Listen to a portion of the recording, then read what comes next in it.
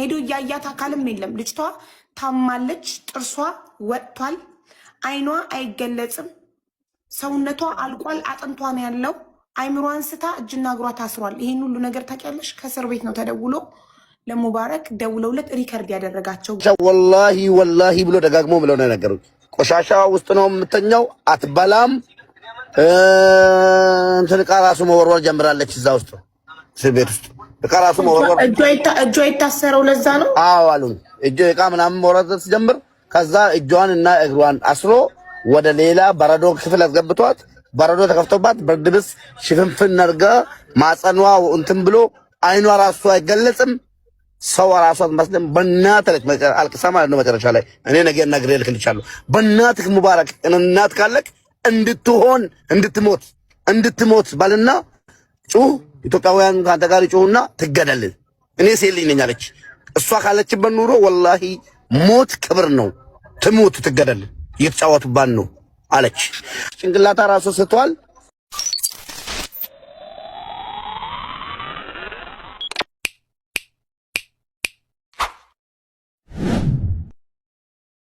የልጅቷ እንደሆነ ሀቢባም እጇን ታስገባበት ገባ። ተስፊሽም እጁን ያስገባበት፣ ወንድም ካሊድም እጁን ያስገባበት። ብሩ የልጅቷ ተብሎ ካልተረፈች አሁን እኔ ስጋቴ ምን እንደሆነ ታውቃለች? ሀቢባ ልጅ እንዲህ እየተንከራተተች እኛም ከብራችን አሉንም። ብር ያሳዝኖኝ አይደለም የኢትዮጵያ ሕዝብ የምስኪኑስ መሬት ስጦ ወርቅ ሽጦ 50 ሚሊዮን ብር ማለት 38 ሚሊዮን ብር ማለት ተስፍዬ ቀላል አይደለም። ልጅቷ እየሞተች ነው ተባለ። ማጽና ወጥቷል፣ እንደዚህ ሆኗል ምናምን። ይሄው ድምጿን አንዴ ለሰማ ቢባ አው አሰማናው። ህዝቡ መስማት ይፈልጋል። ድምጽ ምን ይላል? ልጅቷ ከሞተች ብሩ ይመለሳል ለቤተሰቦቿ? ጥያቄ። ብሩ ይመለሳል? ልጅቷ ሞት አፋፍ ላይ ነው ያለችው። እውነቴን ነው የምላችሁ፣ ነገ ታያላችሁ። ከሞተች ግን ብሩ ኮሚቴዎች ልብ በሉ። ልጅቷ ከሞተች ብሩ እንዲመለስ ተረዱ። በኋላ እኛናቅም አያዋጣም። ኮሚቴ የተባለ ሁሉ ማለት ነው እንጠይቃለን። አሁንም እኮ በዚህ ሰዓት ሞታም ቢሆን እኮ የምናውቀው ነገር የለም። እስክትሞት እየተጠበቀ አይደለ ገንዘቡን ለመብላት። ድምፁን ላሰማና ይሄን ሁሉ ያነገረኝ ግን ወንድምየውን ደግሞ እስኪ ጠይቅልኝ ተስፍዬ። አንደኛው ማን ነው ብሩን ያለው? ሳይፈራ ይናገር። ተደውሎለን ነው እርግጠኛ ነኝ። እናወራበታለን የተባለውን ትቶ ማን ነው እሺ ይሁን እናወራባታለን ያለው? ተስፋዬ ነው? አቡ አሚራ ነው? አሲያ ናት?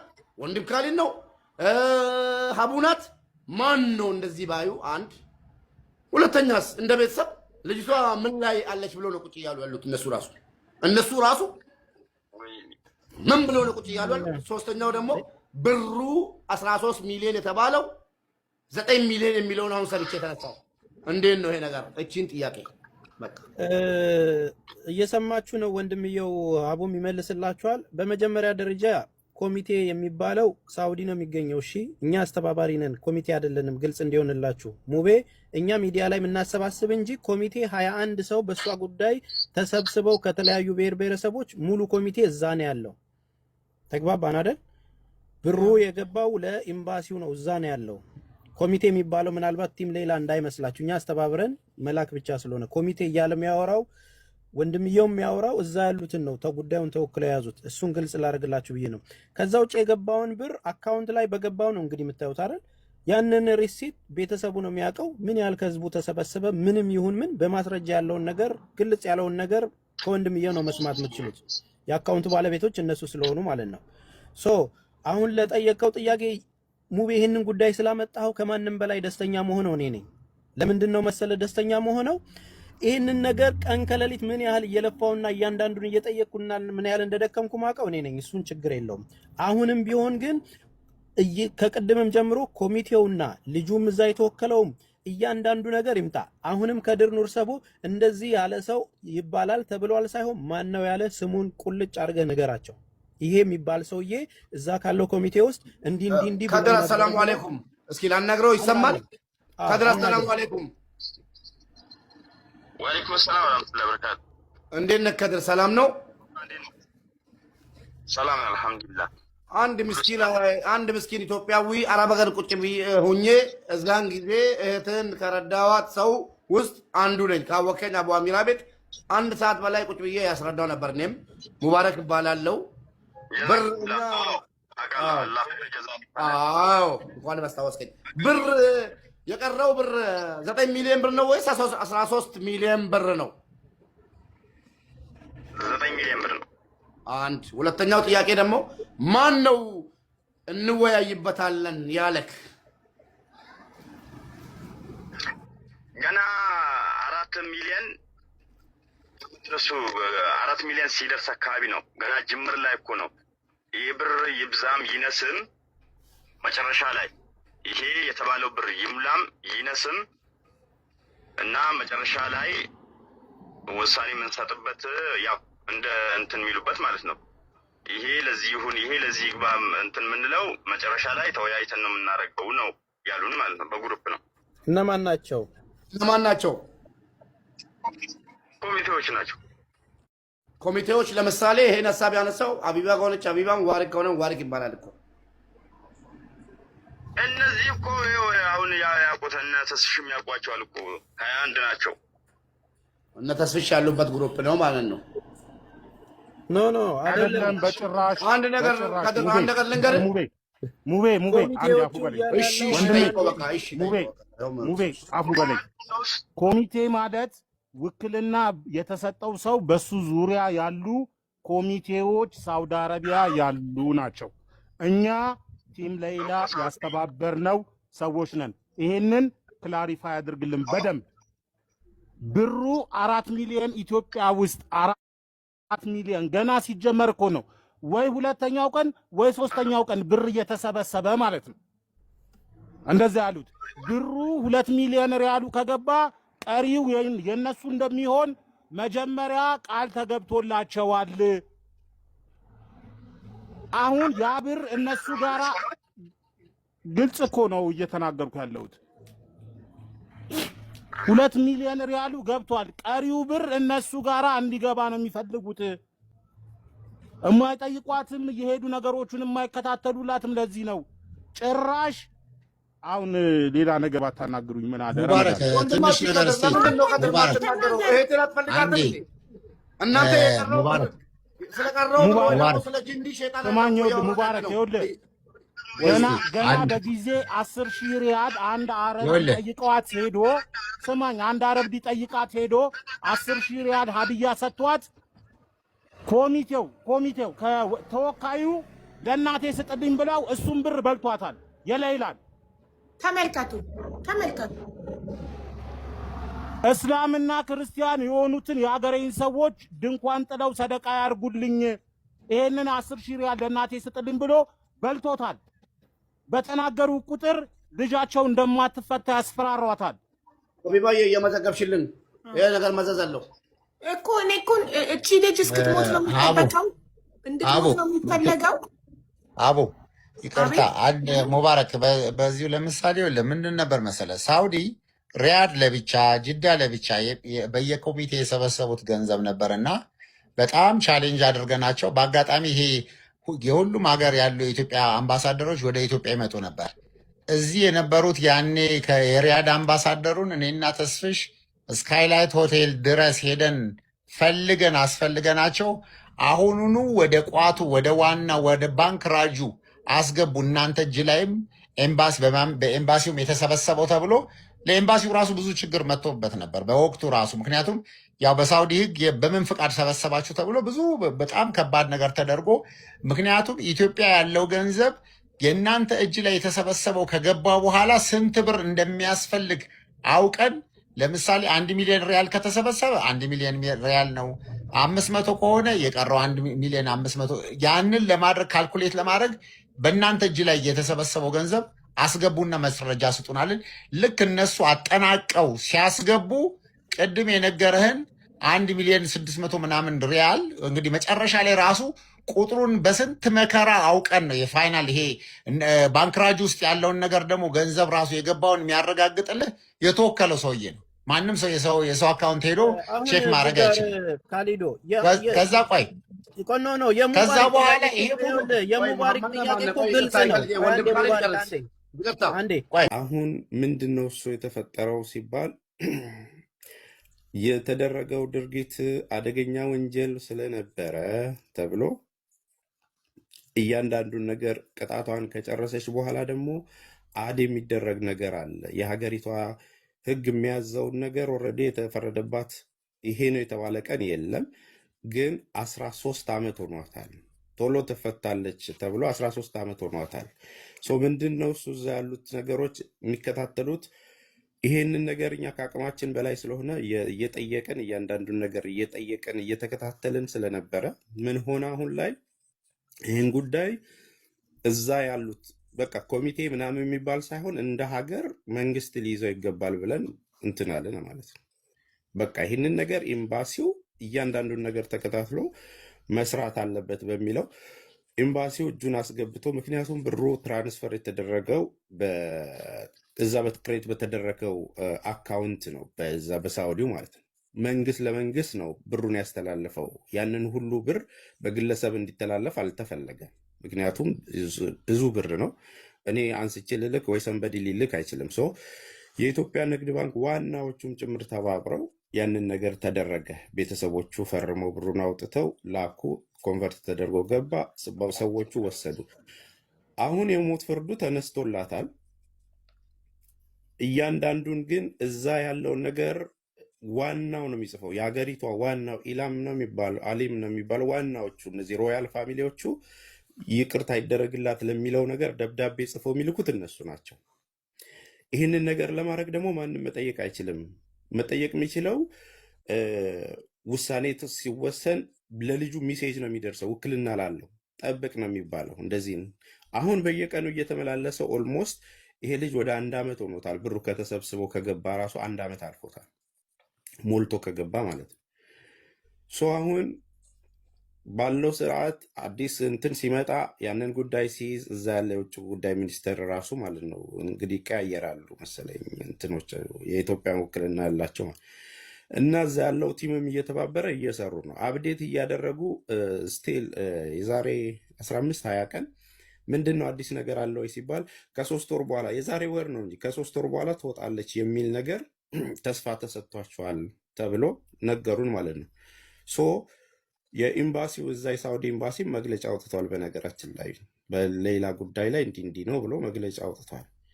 ስለዚህ አሁን ምንድን ነው እሱ ልልሽ የምፈልገው ሀቡ፣ ይህንን ነገር መስመር ለማስያዝ ቤስት ወይ ይሄ ጉዳይ ወደ አንቺ ጋር ከመጣ በመጀመሪያ እዛ ያሉ የኤምባሲ ተወካዮች እንደዚሁም ግሩፕ ውስጥ ያሉ 21 አባቶች ምናምን ተሰብሰቡ ክሬት አድርገው ጉዳዩን የሚከታተሉት ይህንን ጉዳይ የያዘው ሰው ቤተሰቦቿና ከቲም ሌላ ደግሞ የተወሰነ 1 ሰው 2 ሰው እኛም እየመጣን የምናወራበትን አውድ ከተፈጠረ ያለበት ሁኔታ ምንድን ነው የሚለውን ለህዝብ ማሳወቅ ያለበት ኤምባሲው ነው።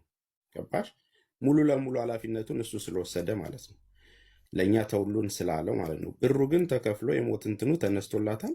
እኛም የማስተባበር ስራን የሰራ ነው። ቤተሰቡ ጋር ነው ያለው ብሩ። ይህንን ይመስላል። ሌላ ጥያቄ ካለሽ መልስልሻለሁ። በጣም ጥሩ ተስፍሽ ስላብራራህልን በጣም እናመሰግናለን። ግን አሁን እቺ ልጅ ለምሳሌ እዚህ እስር ቤት ውስጥ አሁን ማህፀኗ ወጥቶ ምናምን እያለች ነው ልጅ ላይ የተናገረችው። እዛው እስር ቤት ውስጥ ያለች ያየቻት ልጅ ደውላ ከእስር ቤት ግን ከእስር ቤት መደወሏ እንዳይታወቅባት አስጠንቅቃናለች። ቮይሷንም እዚህ ጋር ሙባረክ ከፍቶ አሁን አሰምቶን ነበረ እና እቺ ልጅ ብትሞትስ አሁን የተከፈለው 2 ሚሊዮን የሳውዲ ሪያል ቀለጠ ማለት ነው። ሳትወጣ ብትሞትስ? እስካሁን ድረስ እንግዲህ በብሩ ሲሰበሰብ በ1 ወር ውስጥ ብሩ ከሞላ ትፈታለች ተብሎ ነበረ ራይት? ታዲያ እስካሁን ድረስ ሳትፈታ አመታት ተቆጠሩ። 2023 ላይ አይደል የተሰበሰበላት? የእኛም ጥያቄ እሱ ነው። እውነት ለመናገር አሁን ከህግ በላይ መሆን አንችልም። እኔ ብጮህ ያው የሳውዲ ህግ ነው ከተባለና እዛ ያሉን ነገሮች በዚህ መልኩ ነው ካሉኝ እኔ ምንም ላፈጥር አልችልም። አሁን አንቺን ብትሆኚ መጠየቅ ያለብሽ ስትጠይቂ እኮ እዛ ጋር ያንን ጉዳይ የሚከታተልና ያንን መንግስት ነው አይደለ? ኢሜል እያደረግን ነው እየሄድን ነው እያሉ እየጠየቁ ያሉ የተወከሉትም ቤተሰብም እዛ ያለውም ሰው ደግሞ ኮሚቴውም ያንን የኢትዮጵያ ዋና ቆንጽላ ኃላፊዎቹም ይህንን ጉዳይ እየተከታተልን ነው እያሉ በየሳምንቱ ይሰበሰባሉ። በነገሮች ላይ ከአቅማችን በላይ ሆነ የሚል ነገር እንትን አላሉም። ታገሱን በዚህም ጊዜ ውስጥ ብለው ነው እንግዲህ እንዳልኩሽ እኛም ባለፈው ወተን ጫና አድርገን ምንድን ነው ምን እስክትሆን ድረስ ነው ብለን በጣም ላይቭ ላይ ገብተን ብዙ ሺህ ሰው ባለበት ስናወራ ይኸው ብለው መግለጫም አውጥተው ወረቀት ፕሮሰስ እየሄዱበት ያሉትንም ነገር ግን ከአቅማችን በላይ እንደዚህ ይሁን ካልተባለ ምንም ልናደርግ አንችልም። አሁንም እች ልጅ እንድትወጣ ቤስት ወይ የሚሆነው ሁላችንም ትኩረት ተሰጥቶት እንደ ሀገር ይጠይቅ ተብሎ ንቅናቄ ማድረግ አለብን ነው። አሁን አንቺ እንደውም ቤስት ወይ የሚሆንልሽ ይህንን ነገር ሊያስጨርሱ የሚችሉትን አንደኛ እዛ ጋር ዋናው የመንግስት አካላትን ቤተሰቡን እንዳልኩሽ እነኝን ሰዎች አጠናክረሽ ለማስፈታት ከሆነ የምንጥረው አጠናክረን አሁንም ያኔ ገንዘቡን ለማሰባሰብ ሞቢላይዝ እንዳረግ ነው። አሁንም ሞቢላይዝ አድርጎ እች ልጅ ምን እስክትሆን ነው የምንጠበቀው ተብሎ ጫና እንዲደረግ ከተደረገ ብቻ ነው። ከዛ ውጭ ሚሴጅ ነው የሚደርሳችሁ እናንተ ከማን በላይ ናችሁ ተብሎ ነው እየተመለሰ ያለው። ልጁ ሄዶ ሲጠይቅ የተወከለ ብሩን ታዲያ እንደዛ ከሆነ ብሩን ወዲያው የማይፈጽሙ ከሆነ ጉዳዩን ብሩን መቀበል አልነበረባቸውማ። ብሩ ለቤተሰብ ከገባ አንድ ነገር ልበል ሀቢባ፣ አንድ ነገር ልጨምር። ይቅርታ፣ እንዴት ነሽ ሀቢባ? ቴስ እንዴት ናችሁ ሁላችሁ? ሀቢባ መሐመድ እባላለሁ። ከቲም ሌላ ውስጥ አንዱ ነኝ። ይሄ ነገር መቆም የለበትም። ከተጀመረ እስከ መጨረሻው ድረስ በየቀኑ በምን ሁኔታ ላይ ነች፣ ከኮሚቴዎቹ በምን ሁኔታ ላይ እንዳለች ምን እንደሆነች ሂዳችሁ ዘይሩ፣ ድምጿን አሰሙም ብለን እግራቸው ላይ መውደቅ ብቻ ነው የቀረን። በቅርቡ ስለሌሉ እኛ ጎን ስለሌሉ በየጊዜው ኮሚቴው ነገሩን የሚያዘገይበት ምክንያት ምን እንደሆነ አልገባኝም። እንደውም ሞተች አለመባሉ የአላህ ችሮታ ነው። ሞተች አለመባሉ የአላህ ችሮታ ነው። ያለችበት ሁኔታ እንደሞት ድምጽ ሆኖኝ እኮ ነው። በቃ እንደውበት አንዴ ወንድማችን ይቅርታ አድርግልኝ። አንድ ነገር ለሀቢባ ላስ ነገ መስማት እኔ ለሀቢባ ሪከርድ አድርጌ ልክላታለሁ። ለምን ድምጿን ደግሞ ይሄ ነገር ተንኮል ገብቶበታል ይመስለኛል። ጭራሽ ደግሞ ድምጿን ይዞ ልጅቷን ተጠቅሟት ደግሞ እንዳስገድሏት እቺ ማለት ነው የነገረችኝ ማለት ነው። ድምጹን በሁሉ አልተጠቀሰም እኮ። አዎ ድምጿን ራሱ ልክልሻለሁ በውስጥ ማለት ነው። ሌላም ሀቢባ ማለት ነው ነገ ሪከርድ አድርጌ በደንብ የሌላ ኑር ሰቦን ህይወት ለማትረፍ የተሰበሰብ ነው። የሌላ ቲም ጥያቄ አለን። በዓለም ዳርቻ የምትገኙ እህቶች፣ ወንድሞች፣ ሙስሊም ክርስቲያን ገንዘባችሁን ታይማችሁን ከኛ ጋር ቀን ከሌሊት ስፔንድ ያደረጋችሁ በሙሉ ከምሽቱ 3 ሰዓት ላይ እንዳትቀሩ። ይሄ በጣም ሲሪየስ ማተር ነው። ሁለት ነገሮች አሉ። የመጀመሪያ በኢትዮጵያ በህጋዊ ፍቃድ ተወስዶ ገንዘቡ ወደ ኤምባሲ ሪያድ ትራንስፈር የተደረገበት እኛ ደረሰኛለን። ገንዘቡ ትራንስፈር ከተደረገ በኋላ ተከፈለ ተባለ። ኦኬ ከተከፈለ በኋላ ለምንድን ነው ወደ ሀገር የማትላከው ብለን ስንጠይቅ አይ ፕሮሰስ አለ፣ በአንዴ አይደለም፣ እዚህ ሀገር ህጉ እንደ ሌላ ሀገር አይደለም ተባለን። እሺ አለን።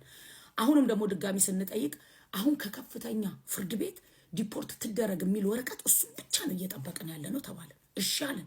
ከነበረችበት እስር ቤት እስከዛሬ ከነበረችበት እስር ቤት በፊት ወደ ነበረችበት ትራንስፈር ተደረገች። ለምን ተደረገች ብለን ጠየቀን። ስንጠይቅ ወደዛ ትራንስፈር የተደረገችው ወደ ሀገሯ ዲፖርት ልትደረግ ስለሆነ እዚህ ሀገር እንደዛ ነው አካሄዱ ተባለን። እሺ አለን። እዛ ሀገር ላይ ኮሚቴዎች አሉ የእሷን ጉዳይ የሚከታተሉ። ከኛ ከህዝቡ የሚጠበቀውን ነገር ጨርሰናል። ኮሚቴዎቹ ቆይ ጠብቁ ነው እየተባለን ያለ ነው። ኤምባሲ ጉዳዩን ይዞት አሁን ኤምባሲ ጥግ ሊያደርሰው ነው ተባለን። ይሄን ከተባለን አሁን እንግዲህ 6 ወር ሊሆነው ነው። እስካሁን ደግሞ ምንም የሰማነው ነገር የለም አዲስ ነገር። ሌላ የተደበቀ ነገርም ካለ ማወቅ እንፈልጋለን። ያለውንም ነገር ደግሞ ምን እንደሆነና ከዚህ በኋላ መቼ ነው ይቺ እህታችን አገሯ የምትገባው? ገንዘቡ ከተከፈለ ኤምባሲ እዛ አገር ላይ ያለው የህዝቡን ችግር ለመቅረፍ ነው አይደለም። እዛ ጋር ማናቀውም ነገር ካለ እንዲያሳውቁን እንፈልጋለን፣ ከኮሚቴውም ከኤምባሲም። ይሄ ዓለም የተሳተፈበት ነገር ነው። ዝም ብለን ቆይ ጠብቁ እየተባልን መጠበቅ አንችልም። እህቶች ወንድሞች፣ ከምሽቱ 3 ሰዓት ላይ እንዳትቀሩ። ለዚህ ነገር መፍትሄ ማምጣት እንፈልጋለን፣ ከህግም አካል እዛም ካለው ኮሚቴ ኢንሻአላሁ ተዓላ እንዳትቀሩ። ሌይላ ኑር ሰቦ የሞት ፍርዴ ይፈጸምልኝ ብላለች። እንግዲህ ሌይላ ኑር ሰቦን የማያውቃት ሰው አለ ብዬ አላስብም። ሌይላ ኑር ሰቦ በአሁን ሰዓት በቃ ሰውነቷ ሁሉ ያኔ በቃ ታልቶ ምናምን ማህፀኗ ወጥቶ በብርድ ልብስ ጠቅልሉልኝ ምናምን ብላ አሉ። በቃ እንደዚህ አይነት ሁኔታ ላይ ነው ያለችውና خلاص እኔ ከዚህ በላይ መሰቃየቱን አልችለውም። 13 ዓመት ታስሬያለሁና ይበቃኛል የመውጣት ነገር ተስፋ ስለሌለው የሞት ፍርዱ እንዲፋጠንልኝ ድምጽ ሁኑልኝ በማለት ከእስር ቤት ለሙባረክ ሙሰማ መልእክት አስቀመጠች ማለት ነው። ሌይላ ኑር ሰቦ አሁን ሁላችንም ድምጽ ልንሆናት ይገባል፣ ሁላችንም ማለት ነው። ምክንያቱም ብሩ ተከፍሏል። ያ ሁሉ ብር ስንት ሚሊዮን ብር በሳውዲ ሪያል ማለት ነው ስንት ብር ነው የተከፈለው ታውቃላችሁ። ስለዚህ ሁላችንም በቻልነው ድምጽ ልንሆናት ይገባል። ይህ ነገር የሚመለከታቸው ሁሉ ወጥተው ያኒ ማድረግ ያለባቸው ነገር እንዲያደርጉ ይሄ ሁሉ ነገር ብር ተከፍሎ ሁሉም ነገር እንትን ተብሎላት ደግሞ እስከ ዛሬ ድረስ መውጣት የነበረባት ከ2 አመት በፊት ነበረ። 11 አመት ታስራለች ታውቃላችሁ። መውጣት የነበረባት ከ2 አመት በፊት ነበረ። እስካሁን እስር ቤት ናት።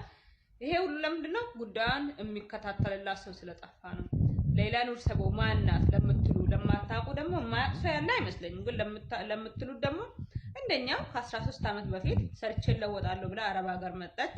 ከመጣች በኋላ የ7 አመት ልጅ ሞተባት እጇ ላይ ማለት ነው። ያው ሞተባት ማለት ታውቃላችሁ መቼም።